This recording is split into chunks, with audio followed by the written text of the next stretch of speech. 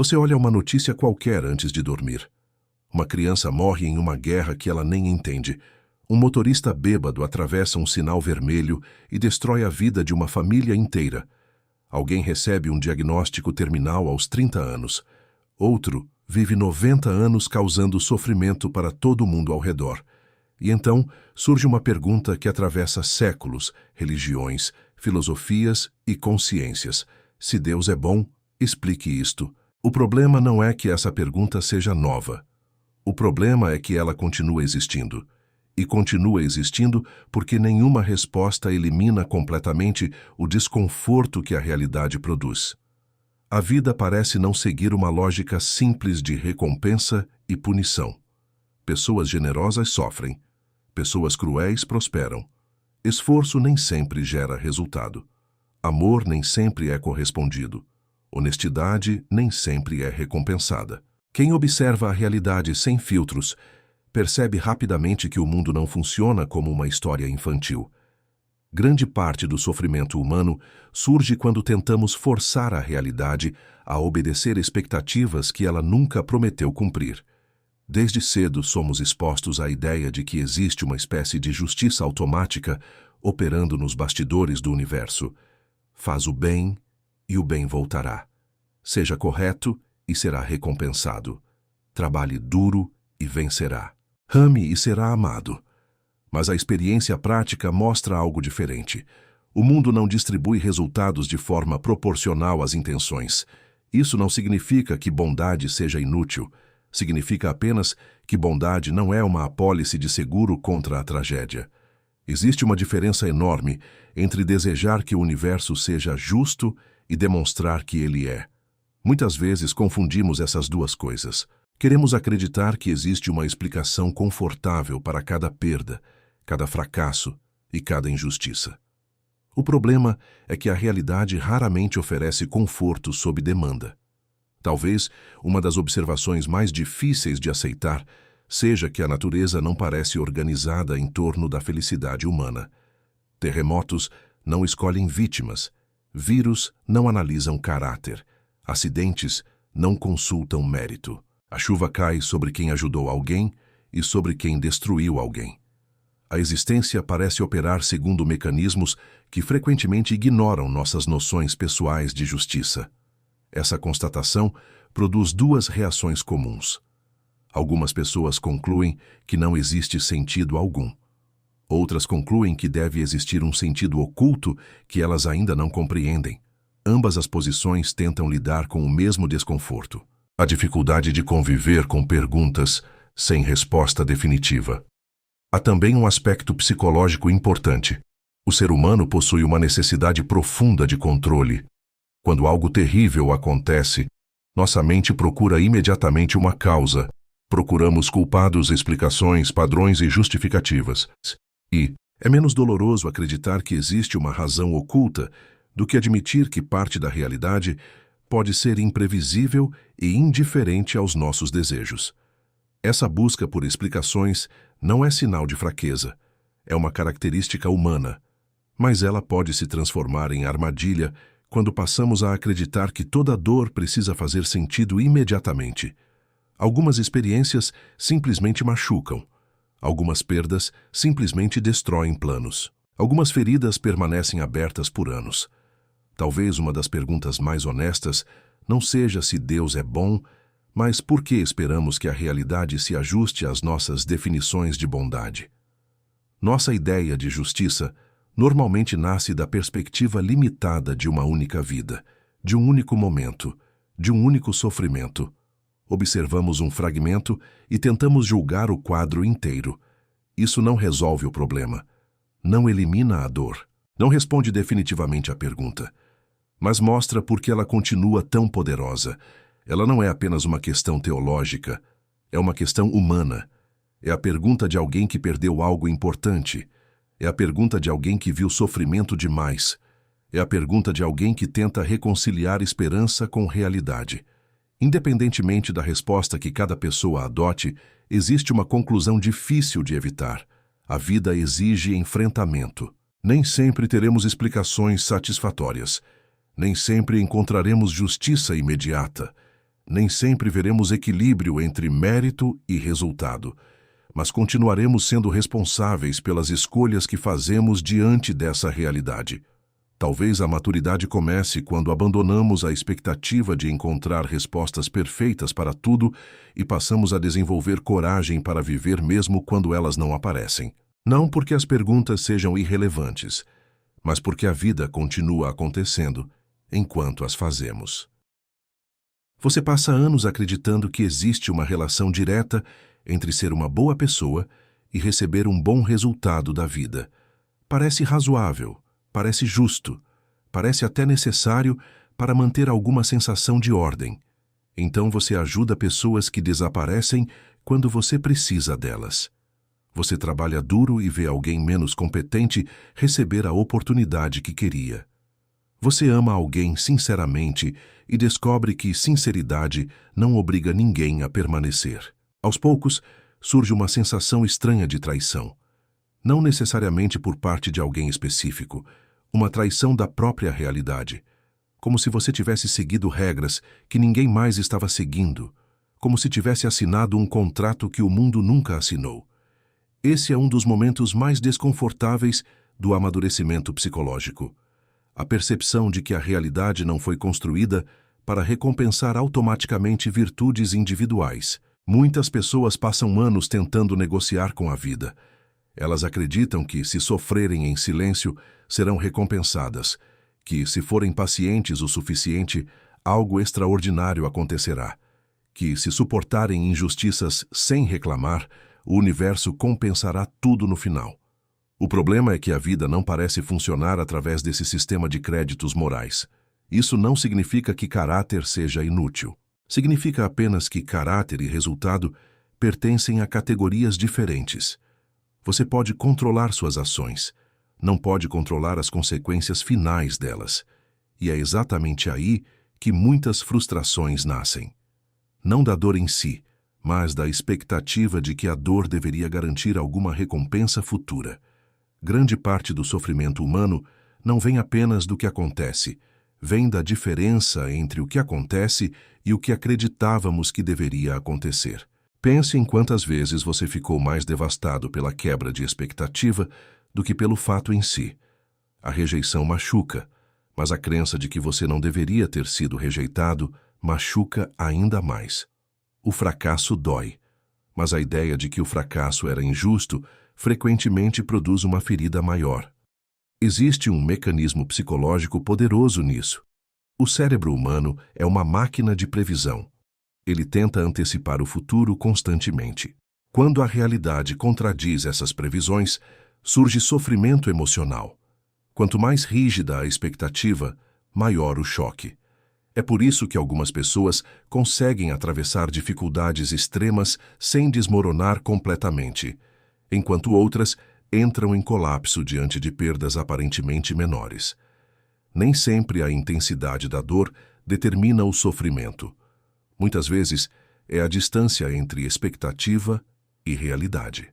E vivemos numa época que amplifica expectativas de forma quase industrial. Redes sociais mostram relacionamentos felizes, carreiras bem-sucedidas, corpos perfeitos, viagens constantes e momentos cuidadosamente selecionados. O resultado é que muitas pessoas começam a comparar seus bastidores com o palco dos outros. Elas observam uma fotografia e imaginam uma vida inteira. Observam um sorriso e presumem felicidade. Observam sucesso e presumem realização. Enquanto isso, suas próprias dificuldades parecem provas de fracasso pessoal. Mas a comparação raramente é justa porque quase nunca compara elementos equivalentes. Você vê suas inseguranças internas e compara com a imagem pública de outra pessoa. Você conhece suas dúvidas mais profundas e compara com a confiança exibida por alguém que talvez esteja igualmente perdido. E assim surge uma forma silenciosa de sofrimento. A sensação constante de estar ficando para trás em uma corrida que talvez nem exista. Muitas pessoas vivem exaustas, tentando alcançar uma linha de chegada que muda de lugar sempre que parece próxima. Conseguem um emprego e querem outro. Compram algo e desejam algo melhor. recebem reconhecimento e passam a buscar mais reconhecimento. O problema não está na ambição em si. O problema está na crença de que a próxima conquista finalmente eliminará a sensação de insuficiência. Raramente elimina, porque o vazio que tentamos preencher externamente costuma nascer internamente.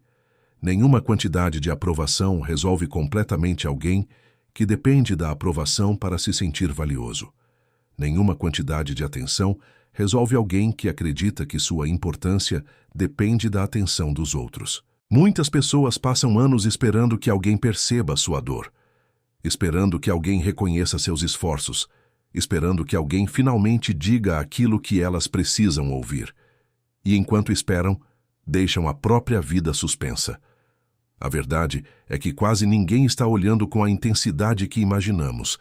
Isso pode parecer cruel, mas também pode ser libertador. A maioria das pessoas está ocupada demais tentando resolver os próprios problemas para dedicar tanta atenção aos nossos. Muitas pessoas não querem seu fracasso, elas apenas não pensam em você. Essa constatação fere o ego, porque o ego prefere ser odiado a ser irrelevante. O ego gosta de imaginar que ocupa espaço central na mente alheia, mas a realidade costuma ser menos dramática. As pessoas seguem suas vidas, esquecem mensagens, cancelam planos, mudam prioridades. Não porque estejam conspirando contra você, porque estão absorvidas em suas próprias preocupações. Quando entendemos isso, algo muda. A rejeição deixa de parecer uma sentença universal sobre nosso valor. Passa a ser apenas um evento, um acontecimento, uma circunstância. Nem toda porta fechada é uma avaliação definitiva de quem você é. Nem toda ausência de reconhecimento significa ausência de valor. Nem toda derrota representa incapacidade. O problema é que nosso cérebro adora transformar acontecimentos específicos em conclusões globais.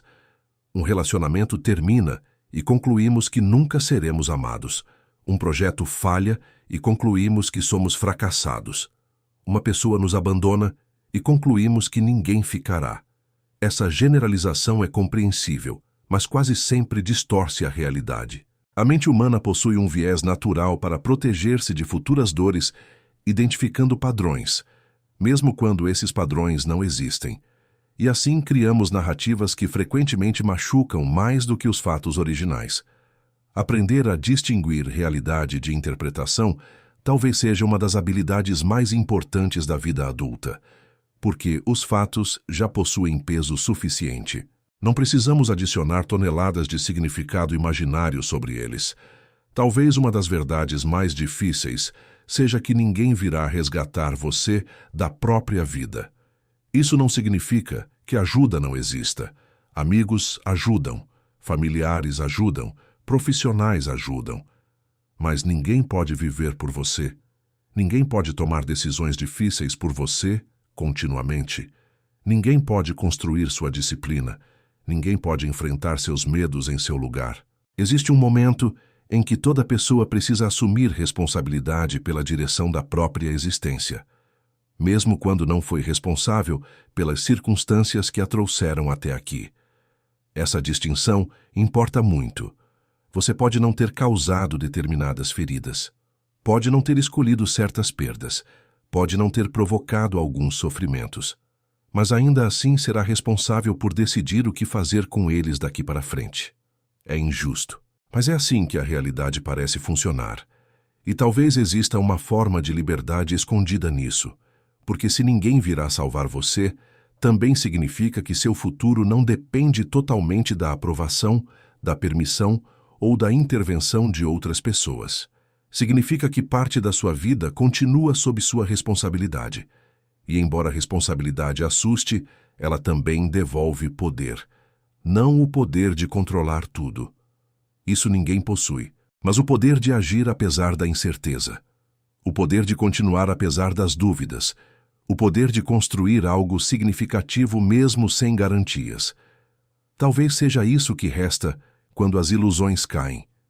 Não uma resposta perfeita, não uma promessa confortável, não uma certeza absoluta, apenas a realidade, imperfeita, imprevisível e muitas vezes difícil.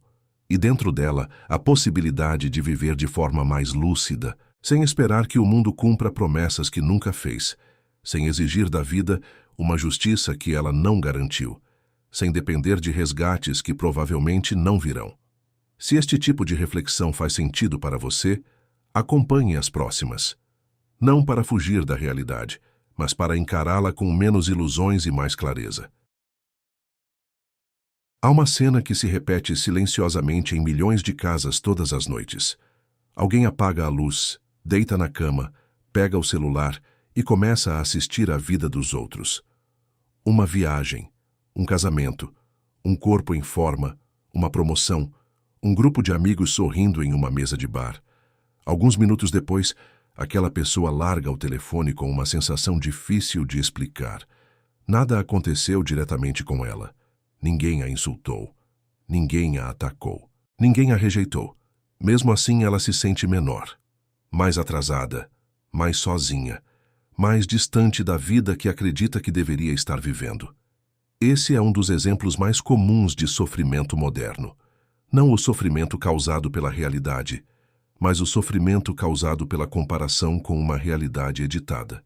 O curioso é que muitas dessas pessoas sabem racionalmente que as redes sociais mostram apenas fragmentos da vida. Sabem que existem filtros, sabem que existem encenações, sabem que existem estratégias para parecer mais feliz, mais rico, mais amado e mais bem-sucedido.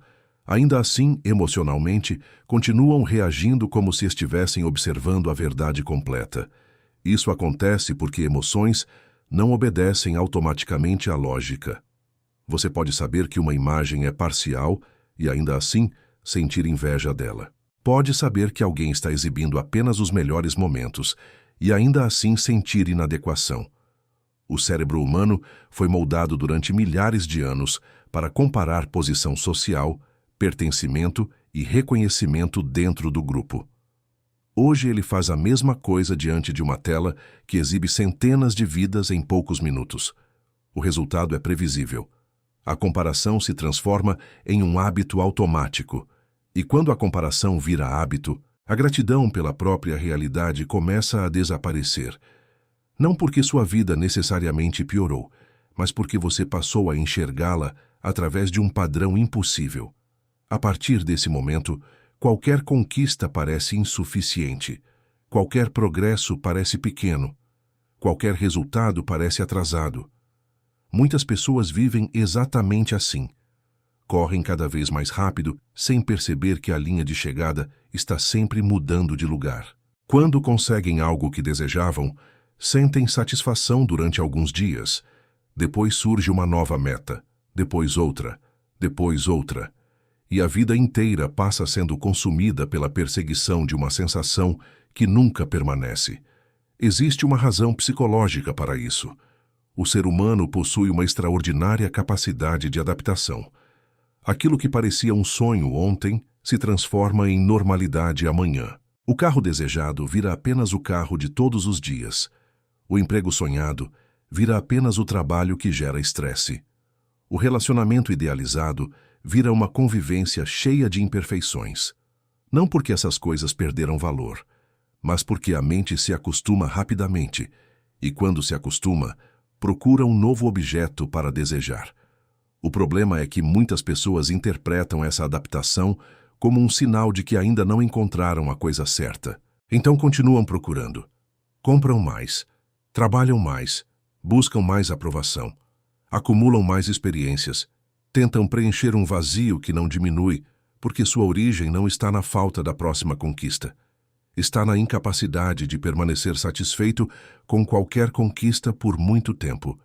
Essa percepção costuma ser desconfortável porque nos obriga a olhar para dentro. É muito mais fácil acreditar que falta alguma coisa no mundo do que admitir que talvez exista uma relação problemática com o próprio desejo. O mercado inteiro se alimenta dessa insatisfação.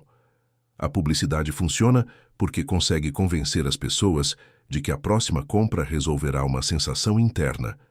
A indústria da imagem funciona porque consegue convencer as pessoas de que a próxima transformação eliminará a insegurança.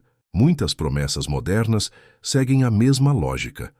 Elas vendem a ideia de que existe uma versão futura da sua vida onde finalmente tudo fará sentido. E enquanto essa versão não chega, você continua consumindo, esperando, tentando e imaginando. O problema é que a vida real raramente acontece no futuro imaginado. Ela acontece agora, no presente imperfeito, que tantas pessoas ignoram enquanto perseguem uma versão idealizada da existência.